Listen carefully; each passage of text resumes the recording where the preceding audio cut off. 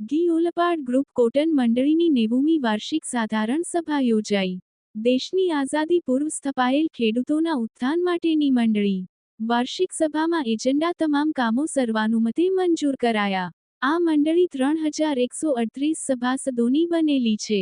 મંડળીએ ચાલુ વર્ષે 47 કરોડથી પણ વધુનો ટર્નઓવર કર્યું। સભાસદોને 15% ડિવિડન્ડ આપવાનું કરાઈ જાહેરાત।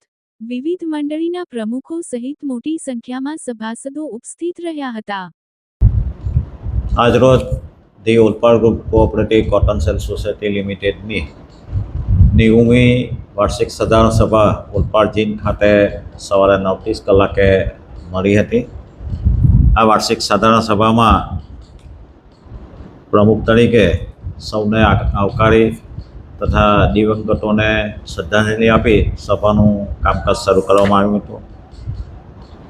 અમારી મંડળીએ ચાલુ વર્ષે 47 કરોડથી પણ વધુનું બિઝનેસ કરેલ છે।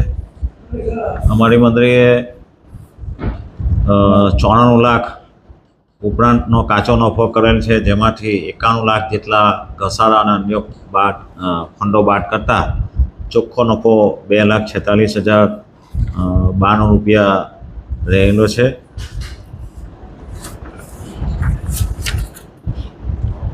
આજની સભામાં ખૂબ જ શાંતિમય રીતે લોકશાહી ઢબે સભાનું સંચાલન કરવામાં આવ્યું હતું। અમારી મંડળીએ આ વખતે ચોખ્ખા નફામાંથી 15% ડિવિડન્ડ પણ સભાસદોને આપવાનું નક્કી કરવામાં આવે છે।